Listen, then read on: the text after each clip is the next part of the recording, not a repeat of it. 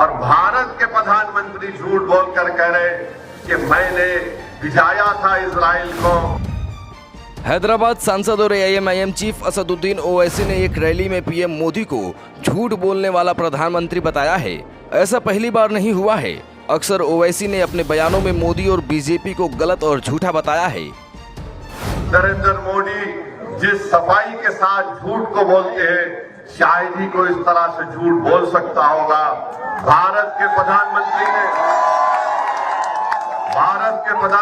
ने कहा, एक टीवी चैनल को इंटरव्यू देते हुए कहा कि मैंने गाजा में जो इजरायली जालिम हुकूमत बमबारी कर रही थी, मोदी ने कहा कि मैंने यहां से अपने कदमी को भिजाया ताकि वो जाकर बेंजामिन नेतन्याहू से कहे कि रमजान के महीने में बमबारी मत करो। नरेंद्र मोदी इतना झूठ क्यों बोलते हैं आप? आगे ओवैसी ने इजराइल के गाजा में हमले का मुद्दा उठाते हुए कहा कि हैदराबाद की कैबेट कंपनी में बने ड्रोन बनाकर इजराइल को जा रहे हैं, लेकिन देश के पीएम जनता से कहते रहे कि उन्होंने इजराइल को कहा कि रमजान में बमबारी मत करो। सुनिए ये बयान। ने कहा, एक टीवी चैनल को इंटरव्यू देते हुए कहा कि मैंने गाजा में जो इजरायली जालिम हुकूमत बमबारी कर रही थी, मोदी ने कहा कि मैंने यहां से अपने कदमी को भिजाया ताकि वो जाकर बेंजामिन नेतन्याहू से कहे कि रमजान के महीने में बमबारी मत करो। नरेंद्र मोदी इतना झूठ क्यों बोलते हैं आप? यकीनन एनएसए गए थे। भारत के प्रधानमंत्री जो कह रहे हैं कि मैंने इजराइल को कहा कि रमजान में बमबारी मत करो। आज स्पेन में एक भारत की कश्ती जिसमें 27 टन का हथियार था, असला था, एक्सप्लोजिव थे, उसको स्पेन की हुकूमत ने कहा कि तुम स्पेन में आकर कश्ती को अंदर नहीं ला सकते। वो चेन्नई से जा रही थी इजराइल को।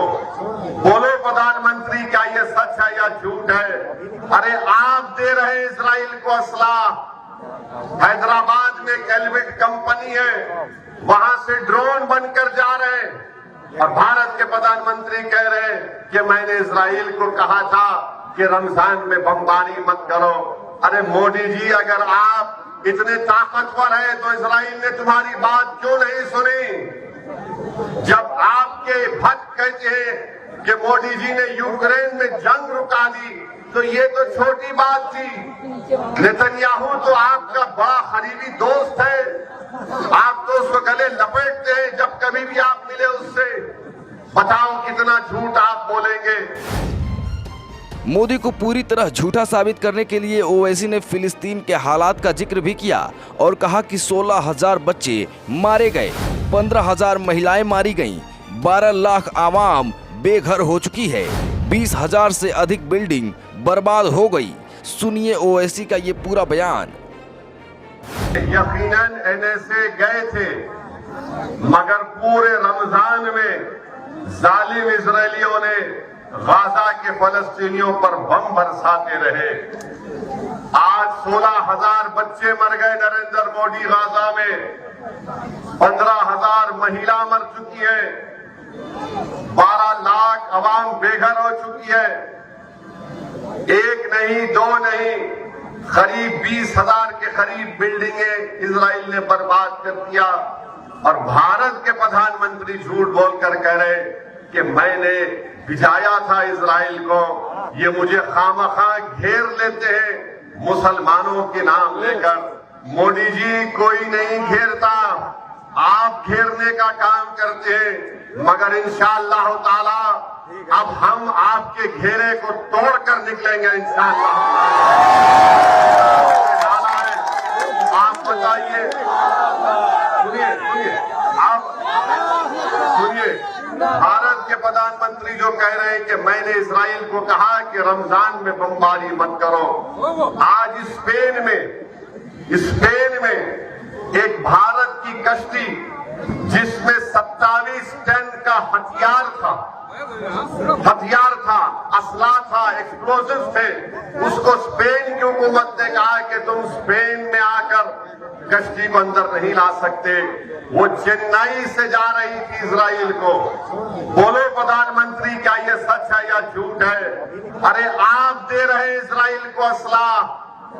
हैदराबाद में एक एलिमेंट कंपनी है, वहां से ड्रोन बनकर जा रहे हैं और भारत के प्रधानमंत्री कह रहे हैं कि मैंने इजराइल को कहा था कि रमजान में बमबारी मत करो। अरे मोदी जी, अगर आप इतने ताकतवर हैं तो इजराइल ने तुम्हारी बात क्यों नहीं सुनी? जब आपके भक्त कहते हैं कि मोदी जी ने यूक्रेन में जंग रुका दी, तो ये तो छोटी बात थी। नेतन्याहू तो आपका बड़ा करीबी दोस्त है, आप तो उसको गले लपेटते हैं जब कभी भी आप मिले उससे। बताओ कितना झूठ आप बोलेंगे। मेरे अजीज दोस्तों और बुजुर्गों, फिर भारत के प्रधानमंत्री टीवी के इंटरव्यू में कहती है कि यकसा civil code, uniform civil code, मिसाल देते हैं छोटे बच्चों को बिठाकर। मोदी जी, आप छोटे बच्चों को बिठाकर कुछ भी बोल सकते हैं, मगर असदुद्दीन ओवैसी जानता है कि आप क्या करना चाहते हैं।